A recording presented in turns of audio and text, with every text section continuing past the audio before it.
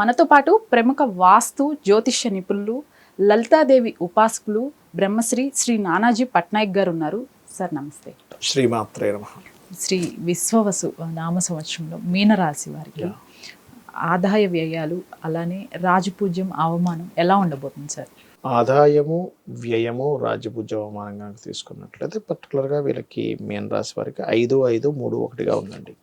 అంటే 5 ఆదాయం అయితే 5 వ్యయం, అంటే ఒక 5 లక్షలు వస్తున్నాయంటే 5 లక్షలు ఖర్చు ప్రయాణం తీసుకుంటే కనుక. అలాగే 3-1 అంటే మెచ్చుకునే వాళ్ళ సంఖ్య 3 ఉంటే అవమానించే వాళ్ళ సంఖ్య 1 ఉంది కాబట్టి డోంట్ వరీ. కాకపోతే మనం ఇక్కడ ఆదాయాన్ని పెంచుకోవాలి కాబట్టి సహజంగానే వీళ్ళకి ఏలినాటి శని ఒకటి నడుస్తుంది. బట్ వీళ్ళ ఆదాయం పెంచుకోవాలంటే నరసింహస్వామి ఉపాసన ఖచ్చితంగా ఆదాయం పెరిగేలా చేస్తుంది, అందులో ఎటువంటి సందేహం లేదు. అది వీరికి బిజినెస్ పరంగా, అలానే జాబ్ పరంగా ఎలా ఉండబోతుంది సార్? జాబ్ పరంగా చూసుకుంటే కొత్త జాబ్స్ అయితే వీళ్ళకి వస్తాయి, దానికి ఏం ప్రాబ్లం లేదు. ఎందుకంటే ఈ 10th లార్డ్ వచ్చేసి 4,000లోకి వెళ్ళి కూర్చుంటున్నాడు. సో వీరికి వస్తుంది. వీళ్ళ జీవిత భాగస్వామి కూడా ఏదైనా జాబ్ కోసం ప్రయత్నాలు చేసినట్లయితే సక్సెస్ ఉంటుంది, ఉండదని కాదు. ఇంట్లోనే ఉండి జాబ్ చేయడం, కొంతమంది చూడండి వర్క్ ఫ్రమ్ హోమ్స్ ఉంటాయి, ఇట్లాంటివి కొంచెం పెరుగుతాయి వీరికి. వీరికి ఫైనాన్స్ మ్యాటర్స్ ఎలా ఉండబోతున్నాయి సార్? ఫైనాన్షియల్గా అయితే ఇందాక నేను మొదట్లో చెప్పినట్టుగా మనకి ఇందులో వచ్చిన 5-5లా వచ్చినట్టుగానే కొంచెం ఆదాయం పెరగడానికి కొంచెం నరసింహస్వామిని చేసుకుంటే గ్రోత్ ఉంటుంది, ఉండదని కాదు. బికాజ్ ఆఫ్ ఇక్కడ 4,000లో జూపిటర్ ఉన్నందుకు కొంచెం ఏదైనా ట్రైనింగ్స్, టీచింగ్స్, కన్సల్టెన్సీ సెంటర్స్ కానీ, ఈవెంట్స్ కానీ ఇట్లాంటి వాటి ద్వారా ఎక్కువ డబ్బులు వస్తాయి వీరికి. ఓకే, వీరికి రాహుకేతు, అలానే శని, గురు ప్రభావాల వల్ల ఇవి ఎటువంటి ఫలితాలు ఈ రాశి వారి పైన ఉండబోతున్నాయి సార్? శని అయితే లగ్నంలో ఉన్నాడండి మెయిన్గా. ఇప్పుడు వీళ్ళకి లగ్నంలోకి రాబోతున్నాడు, ఇన్ని రోజులు 12వ స్థానంలో ఉన్నాడు.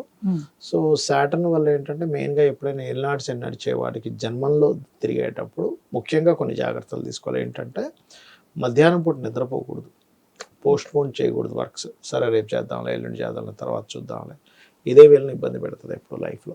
సో ఈ ప్యాటర్న్ వీళ్ళు కనుక కరెక్ట్గా పాటిస్తే ఇబ్బంది ఉండదు. నిత్యము దేవతారాధన చేయడం, ఏదైనా టెంపుల్కి వెళ్ళడం, గోవులకి కాస్త బెల్లము, క్యారెట్స్ లాంటివి తినిపించడం, ఇవి వీళ్ళకి చాలా మటుకు క్లియర్ చేస్తాయి. ఓకే, ఇది. అండ్ అట్లాగే ఈ రాహుకేతువులు ఎప్పుడైతే లగ్నంలో రాహు, సప్తమంలో కేతు ఉన్నాడో జూన్కి మారిపోతాడు. సో జూన్ లోపల మాత్రం ఎటువంటి వివాహ సంబంధించిన నిర్ణయాలు తీసుకోకపోవడం మంచిది అనేటువంటి చూపిస్తుంది వీళ్ళు రాహుకేతువులు యాక్సెస్ ఇప్పుడున్న ప్రజెంట్ ఉన్న కండిషన్లో. సో గురువు అయితే మంచి పొజిషన్లో ఉన్నాడు, ప్రాపర్టీ కొనుగోలు చేస్తారు వీళ్ళు ఖచ్చితంగా గురువు పొజిషన్ వల్ల. So don't worry. ఓకే, వీరికి మ్యారేజ్, అలానే సంతానానికి సంబంధించి ఎలాంటి ఫలితాలు? మ్యారేజ్ అయితే జూన్ తర్వాత చేసుకోవడం మంచిది, కొత్తగా పెళ్లి చేసుకునేవారు. నార్మల్గా అయితే కొంచెం వివాహ జీవిత భాగస్వామి ఎవరైతే ఉంటారో వాళ్ళతో చిన్న చిన్న డిస్టర్బెన్స్ వస్తాయి. సంతానం విషయంలో మాత్రం జూలై నుంచి బాగుంటుంది వీరికి చెప్పాలంటే, కరెక్ట్ చెప్పాలంటే జూలై నుంచి కొంతవరకు బాగుంటుంది. బట్ నెక్స్ట్ ఇయర్ మే తర్వాత అసలు కరెక్ట్ వీళ్ళకి బాగుంటుంది. అయితే ఎప్పుడు కూడా సంతానం కూడా వీళ్ళ పర్సనల్ చార్ట్లో 5th లార్డ్ ఎలా ఉన్నాడు, 5th లార్డ్కి మంచి ప్రోగ్రెసివ్గా వచ్చే గ్రహాల స్థితి ఎప్పుడు వస్తుందో అప్పుడు సంతానాన్ని పొందితే ఆరోగ్యకరమైన సంతానం పొందడము, వాళ్ళు మంచి స్టేజ్లోకి వెళ్ళడం జరుగుతుంది. చాలా మంది చేసే మిస్టేక్ ఏంటంటే 5th లార్డ్ బాగాలేనప్పుడు సంతానం కోసం వెళ్తారు. అప్పుడు ఏమవుతుందంటే ఇవాళ రేపు మనం చూస్తుంటాం, చూసారు ఆటిజమ్స్ రావడము, లేకపోతే వాళ్ళ అనారోగ్యంతో ఏదో ఇబ్బంది పడడము, ఇట్లాంటివంటే మీకు 5th లార్డ్ బాగాలేనప్పుడు మీరు ఆ పని చేశారు ప్రాబ్లం. ఇప్పుడు చిన్న ఎగ్జాంపుల్, షేర్ మార్కెట్ డౌన్ అవుతుంది, అలాంటప్పుడు కొంటే ఏమవుతుంది, డౌన్ అవుతుంది. ఓకే ఓకే, అంతే కదండి, అట్లా అనమాట. అది అక్కడ ఉండే కండిషన్, ప్లానెట్ ఎట్లా ఉందో దాన్ని బట్టి మనం పని చేసుకోవాలి. వీరికి హెల్త్ ఎలా ఉండబోతుంది సార్? వీళ్ళకి హెల్త్ పాయింట్ ఆఫ్ వ్యూ కనుక తీసుకుంటే సహజంగా సూర్యుడు అంటే సూర్య భగవానుడు హెల్త్కి కారకుడు.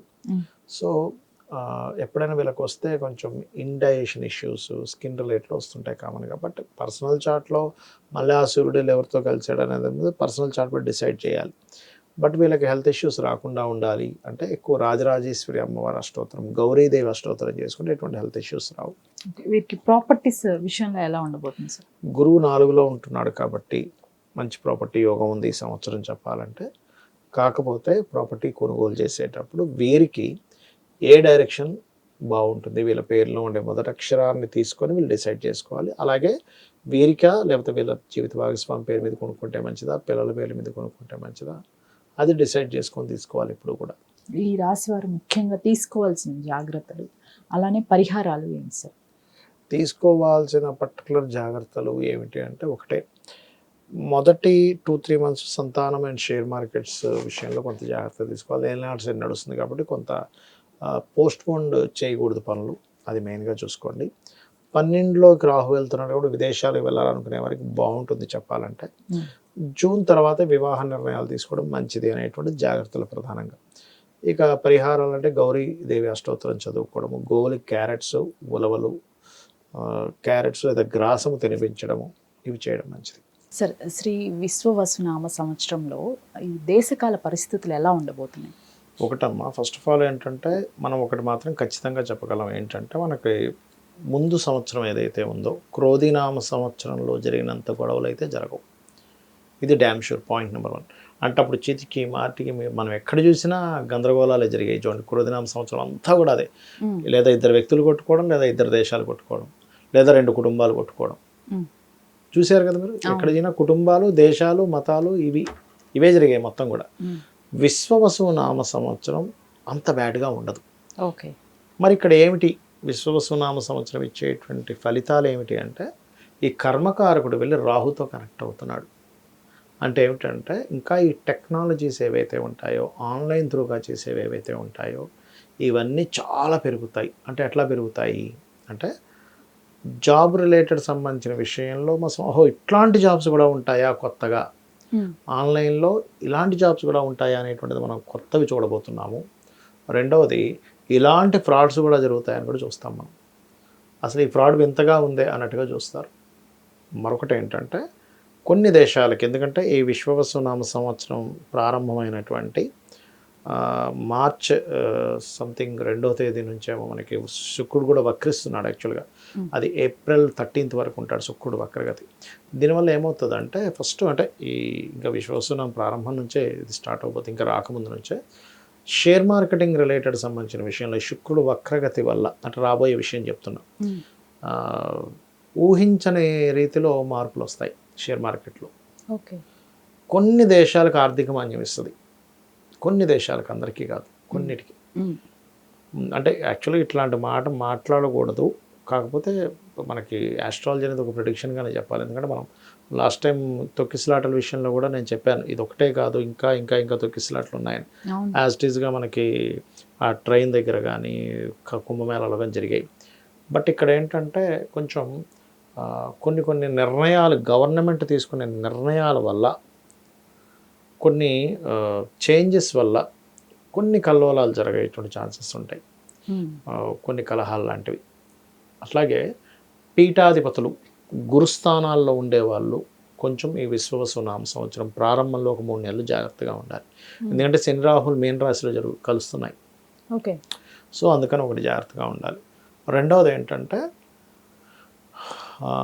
ఇక్కడ పర్టికులర్గా కొన్ని రాజకీయ సంబంధంగా, అంటే ఏదైనా ఒక పార్టీల్లో కావచ్చు, పెద్ద హోదాలో ఉండేటువంటి ఒక రాజకీయ సంబంధించిన విషయాల్లో కావచ్చు, వాళ్ళు వైదొలిగి ఇంకోళ్ళు రావడం జరుగుతుంది. ఓకే, అదొకటి జరుగుతుంది. ఖచ్చితంగా మనకి చూడండి, ఇప్పుడు కొన్ని దేశాల్లో కొన్ని రాష్ట్రాలను విభజన జరుగుతుంది చూసారా, అట్లా విభజన కూడా జరుగుతుంది సింహరాశిలో కేతువు వల్ల. ఇప్పుడు సరే, ఈ ఇయర్ స్టార్టింగ్ నుంచి చూస్తున్నాము, అంటే అమెరికా లాంటి పెద్ద దేశాలు మన వాళ్ళు విపరీతమైన గడ్డుకాలం ఎదుర్కొంటున్నారు.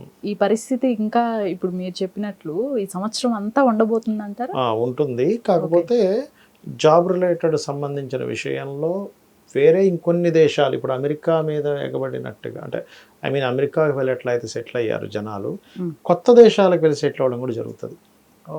ఓకే, అమెరికానే కాకుండా ఇంకొంచెం వేరే వేరే దేశాలకి. ఇంతసేపు అందరికీ ఇప్పటివరకు ఎలా ఉంది మైండ్లో, ఏమనంటే అమెరికా వెళ్ళిపోతా అంటాడు. అమెరికా ఒకటే ఎక్కువగా వస్తుంది 90% ఆఫ్ పీపుల్కి. ఆస్ట్రేలియా ఉంటుంది, రకరకాల కెన్యా ఉంటుంది, కెనడా ఉంటుంది, రకరకాలు ఉంటాయి, కానీ ఎక్కువ 90% ఆఫ్ పీపుల్కి అమెరికా అంటుంటారు చూసారా. అలా కాకుండా ఇంకా వేరే దేశాలకి మార్పులు చెందేటువంటివి కూడా చాలా పెరుగుతాయి బికాజ్ ఆఫ్ ఈ జాబ్ సంబంధించిన విషయాల వల్ల. మెయిన్గా అమెరికా కంటే కూడా వేరే దేశాలకి ప్రాచుర్యం పెరగడము ఇట్లాంటివి జరుగుతుంది. అమెరికా ఒక రకంగా చెప్పాలంటే ఈ శని రాహువుల కలయిక వల్ల అమెరికా ఆర్థిక సంబంధించిన విషయాల్లో కొంత ఇబ్బంది పడతాది అని చూపిస్తుంది ఇక్కడ. ధన్యవాదాలు. శ్రీమాత్రే నమః.